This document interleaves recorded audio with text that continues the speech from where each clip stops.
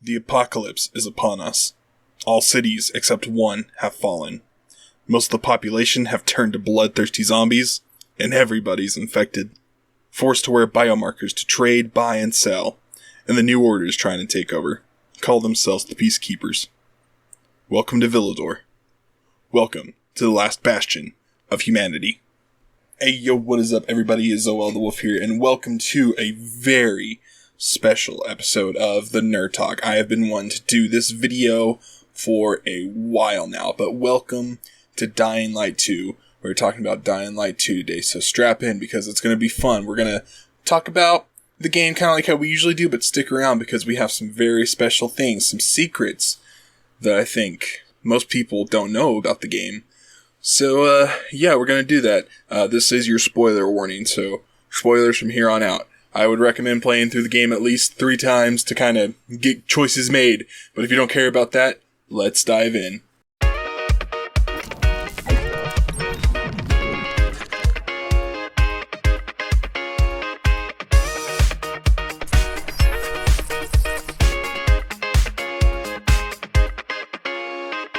Dying Light 2, the long-awaited sequel of the first Dying Light, and man oh man, was it worth the wait. Dying Light 2 is one of the absolute best zombie games to ever exist, straight up. It's that good, you know it, I know it, everybody knows it. From parkouring around the city of Villador, killing zombies, renegades, and bandits, helping other survivors, and exploring the city at night to search dark zones. And personally, I think Dying Light's 2 story is amazing, one of the best I've played. So, if you forgot, or don't know, and don't care about spoilers, let's recap. We play as Aiden, who is known as a pilgrim. When he was a child, he and his sister Mia, along with many others, were experimented on by a mad scientist named Waltz. Because of this, Aiden is stronger, faster, and more durable than most people. Side note though, in the game, even though you do become quite a beast leveling up, I wish Aiden had a little more to gain power-wise. I know that there is, in the New Game Plus stuff, the Night Runner levels up, which is what I'm working on right now.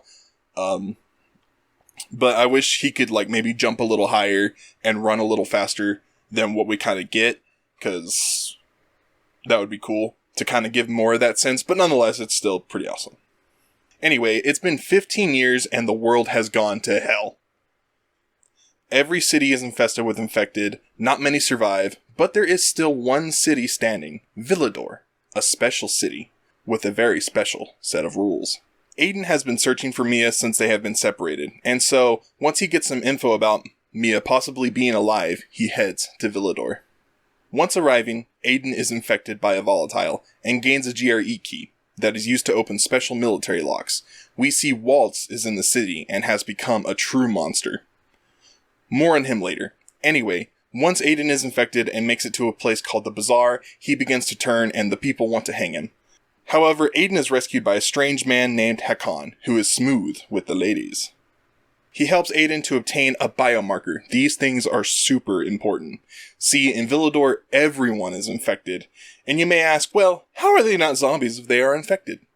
The THV virus, as it's known in the game, only takes hold at night, unless you're already a zombie. But if you stay in the sunlight or a UV lamp, you are immune. And this may seem random because it kind of feels like it, but trust me, it's actually very important and interesting how this really works.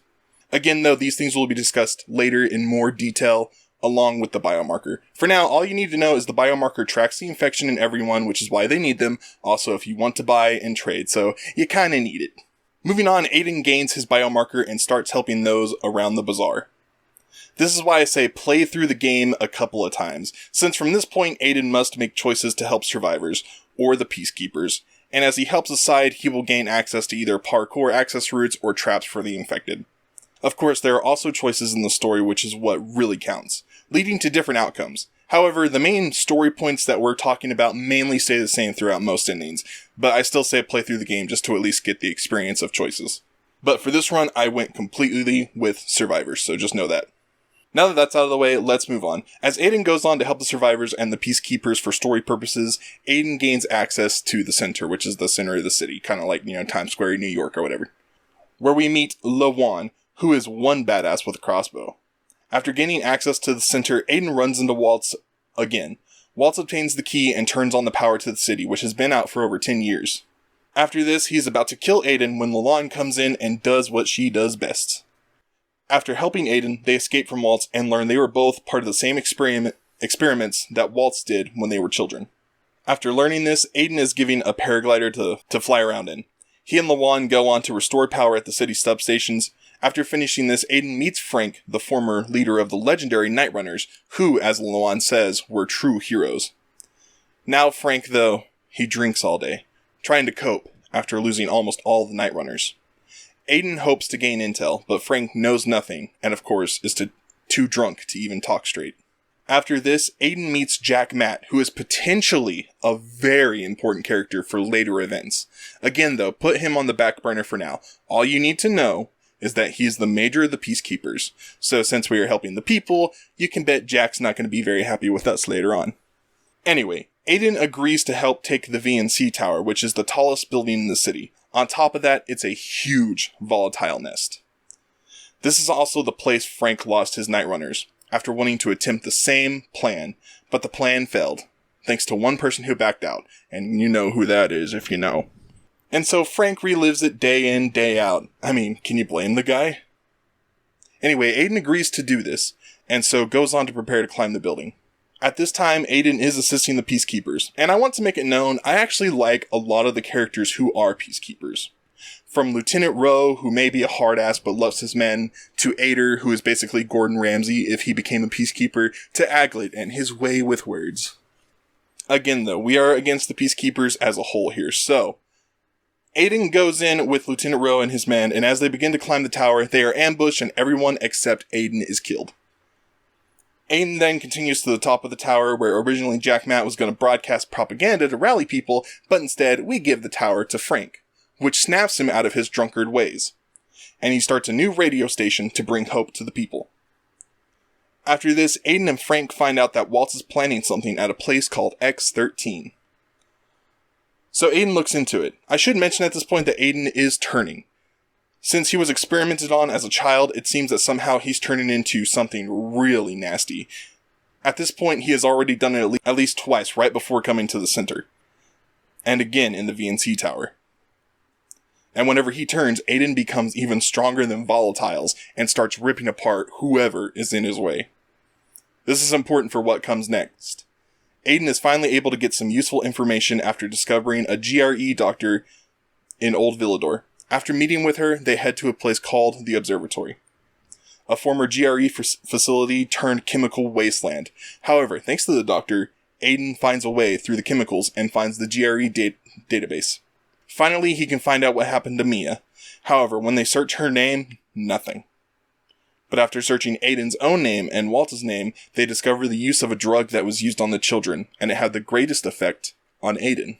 After this discovery, they discover that X13 is actually missile strikes all across the city.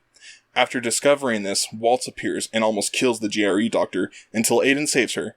However, it's too late. Aiden has another episode and turns again, and he rips the GRE doctor apart, and the first wave of the missiles hit the city. After this happens and Aiden comes to his senses, he is horrified of what he's done. He tells Lalonde to stay away from him and that he needs to leave. Lalonde, however, convinces Aiden that they need to finish Waltz before the city is completely destroyed. So Aiden goes and sneaks into the Renegades camp, which is the group that's been helping Waltz. However, the leader of the Renegades, the Colonel, or the Butcher as they call him, hates Waltz and doesn't want to destroy the city. So Aiden agrees to help him and finds his way into the complex of X13. There, Aiden and Waltz have their final duel, both turning into monsters until Aiden sees Maya, that is, alive, and has the GRE key to stop the strikes. But the key gets destroyed because of Waltz. See, Mia is actually Waltz's daughter, and Waltz needed his plan of X13 to finish to save her life, but she doesn't want it anymore.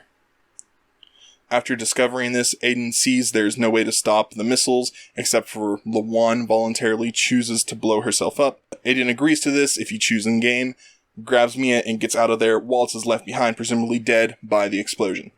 Aiden finally did it. He found Mia. However, sadly though, she was so weak that she only lived a couple more hours. Aiden buries her under a great oak and then decides to leave Villador, knowing he's a threat to everyone if he stays. Got all that? Good. Now, when it comes to Dying Light's 2 story, the events play out mostly the same no matter your choices. Even if the city is destroyed, Aiden still leaves. So, there's that. However, there is something even deeper going on here, and that is that Dying Light 2 is a perfect picture of the events of the book of Revelation, and I can prove it.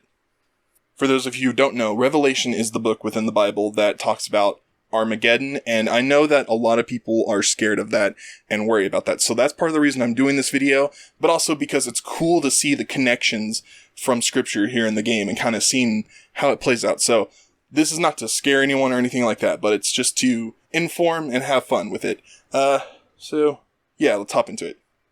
First off, let's start with those biomarkers. These biomarkers are the mark of the beast.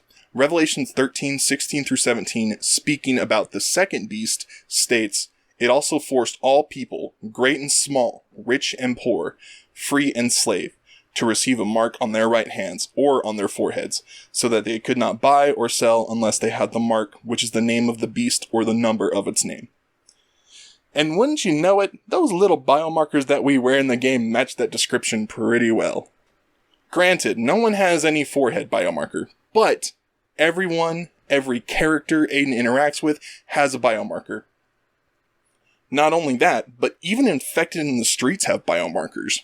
Not only that, but every single person who has a biomarker has it specifically on their right hand. Even when Aiden gets his biomarker, Hakan deliberately knocks his left hand to the side to attach the biomarker to Aiden's right hand. It feels small, but literally, if you go and check survivors and infected, you will find they all have a biomarker on the right hand. Now, occasionally, yes, you will come across one or two with long sleeves or like a special mutated infected that doesn't seem to have a biomarker, but for the most part, everyone pretty much has one. Even occasionally you'll see it in people's long sleeves if the game glitches out. However, I do want to bring attention to this. While we may not see it on all survivors all the time and infected, when it comes down to Aiden and whatever he wears in-game, even when he wears gloves and jackets, his biomarker is always in clear view when climbing and wielding certain weapons. It seems random, doesn't it?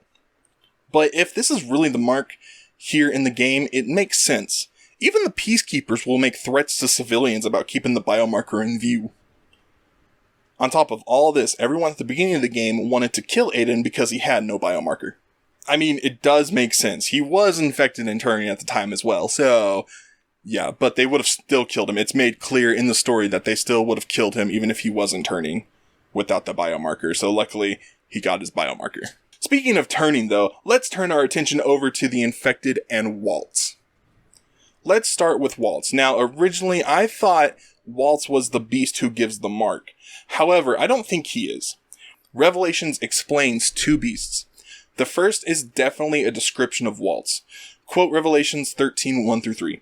"The dragon," which refers to Satan, if you don't know, "stood on the shore of the sea, and I saw a beast coming out of the sea. It had 10 horns and 7 heads, with 10 crowns on its horns, and on each head a blasphemous name. The beast resembled a leopard, but had feet like that of a bear, and a mouth like that of a lion. The dragon gave the beast his power and his throne and great authority.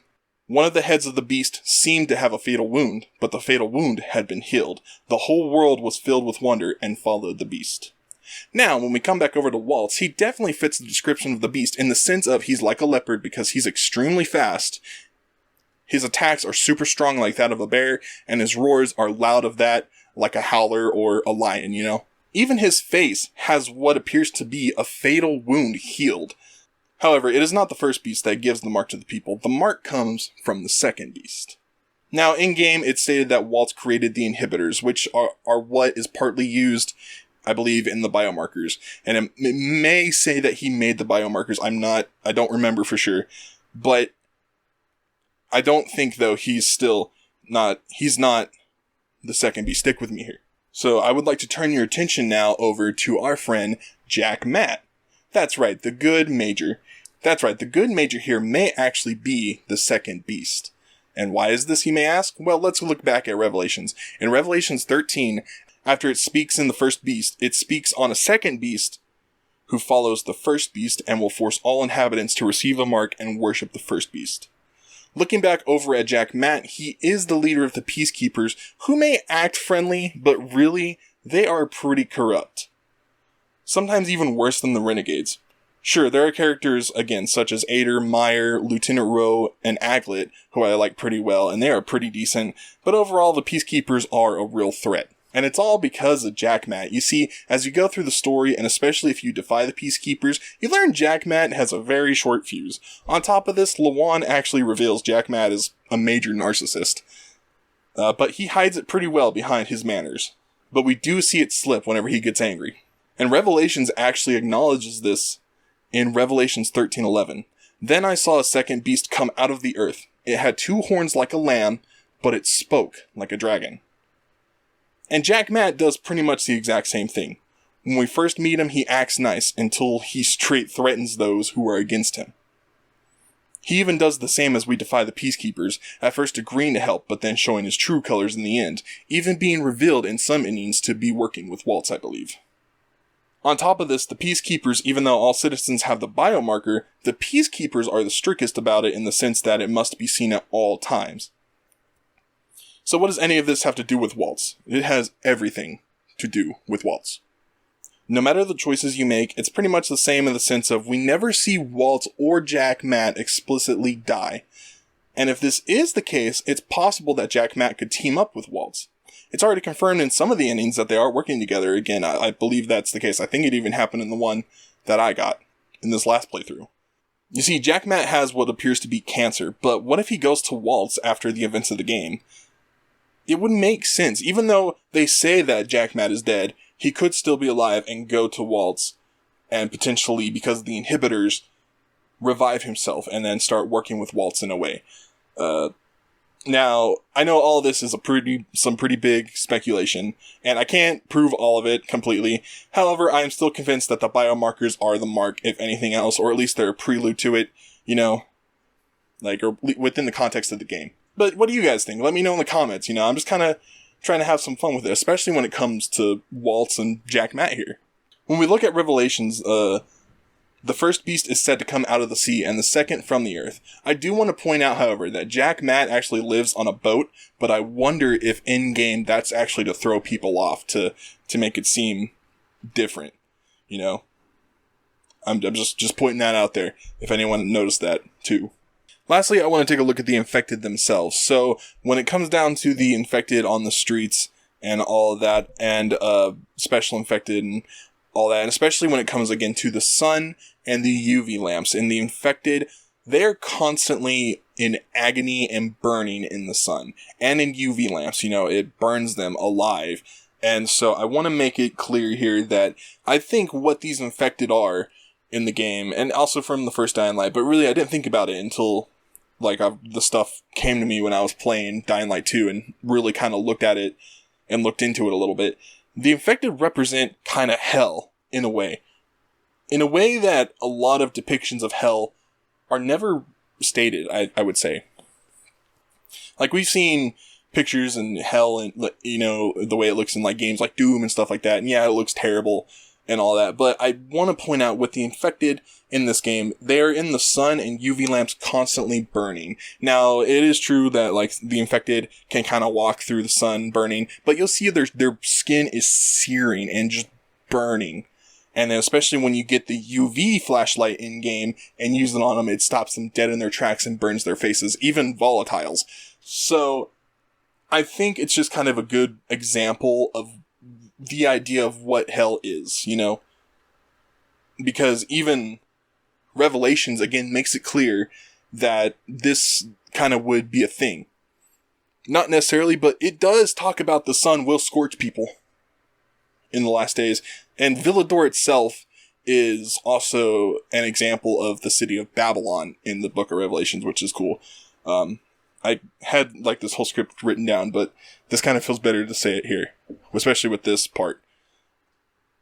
I don't know how to necessarily say it here, but when it comes to the infected, especially when they grab you, if you look in their eyes, because Revelations 2 speaks about demons, and the demons too, and demonic spirits, and all that come, and the infected almost look like they're demon possessed instead of, typical zombie dead. And like, they're in constant agony. And it just kind of stood out to me when I noticed it, really kind of thought about it, because, we wonder what hell is like, and hell is straight agony, and this game is a perfect example of that. But one thing, though, I do want to say about the game that I love more than anything. This game, it's about the fall of mankind, but it's also about just kind of humanity in itself. And one thing I love is that it's not so focused on the infected and all that. It's more of a human story than anything. But I just noticed that small detail, that the infected, what they kind of really represent, along with the mark, is kind of what hell is like. Total abandonment from God and total just agony. Because you see it in them, in the infected as they walk the streets, It's just a kind of a cool detail that I noticed. So what do you guys think on that? And lastly, what I want to talk about, because I didn't know how to fit it into the video, but I still really want to talk about it, is the gameplay and the music in this game are fantastic. The gameplay can be a little wacky, especially with the field of view slider, because I played it with it usually on 20, which, it's not made for that, but screw it, I do it anyways. I did do it for 10 for this playthrough to kind of have a even little more balance. But it's still fun to swing, my police baton and practice police brutality on renegades and infected. No, but it's fun. It's fun. It's a good game. The music is really where it's at, though, especially with the story. But the music is in a place where you can just, I don't know, it makes the game. A lot more games, I think, needed. The only game that has music the same way that Dying Light 2 is maybe Spider-Man. But even then, the music in Dying Light 2 has this very, a lot of times, peaceful yet sinister undertone. And that's what I love most about it, especially the song in the Bazaar and Survivor Camps. It's like a mix of a JRPG mixed with a horror save room style, and I love it. I like that. When some peacekeeper mounted me over. Ask Carl. This is his show. Buddy? I remember cleaning out a Buddy! Here, boy! Didn't some big piece fall? Buddy, where are you? Not funny. That wardrobe was heavy, man. Just be glad you're alive.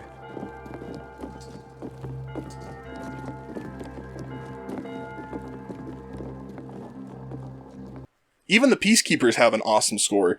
Whenever it comes down to their headquarters and stuff, they have a very subtle yet powerful score that plays to show their authority.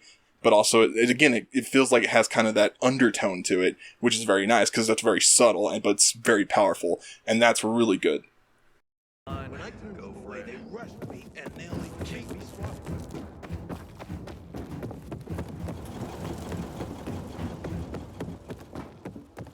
The Butch is our greatest enemy. He's responsible for the Black Monday bombings and the death of 2 million people.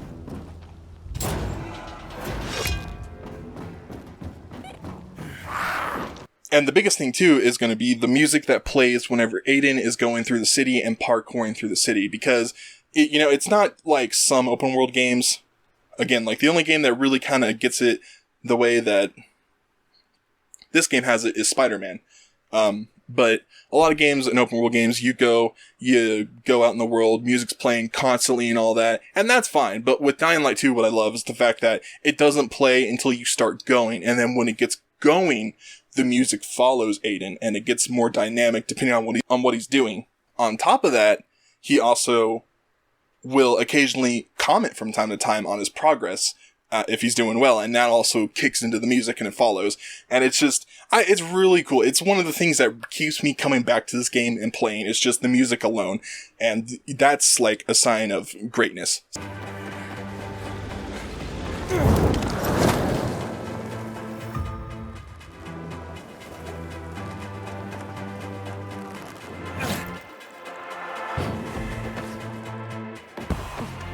Good.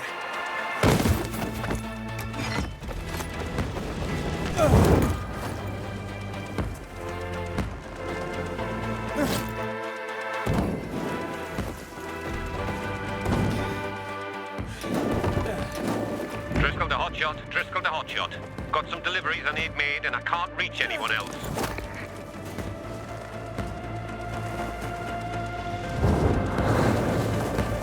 So, yeah. Nonetheless, that's about all I have to say. It kind of got a little rambled there at the end. But again, this was just more for fun. I do want to bring awareness. Because I am a Christian. And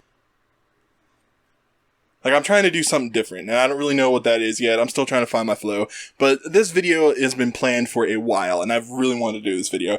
And so it's finally I'm glad something's going up, and that's really what's important. I've been working on it for, these last few weeks now, and I'm just happy now that it's going up. So, yeah, nonetheless, hope you guys enjoyed this one. If you did, be sure to hit that like button, subscribe, all that. And again, when it comes to the Book of Revelations, it's not really supposed to be a book about scary times and all that. Yes, that's what's happening in Armageddon. But no, ultimately, it's a book of peace. It's a book of the end and a book of victory, what's coming. It reveals the tribulations that will come, but they kind of have to take place. So, because life is life. But yeah, nonetheless, I will see you guys in the next one. Peace.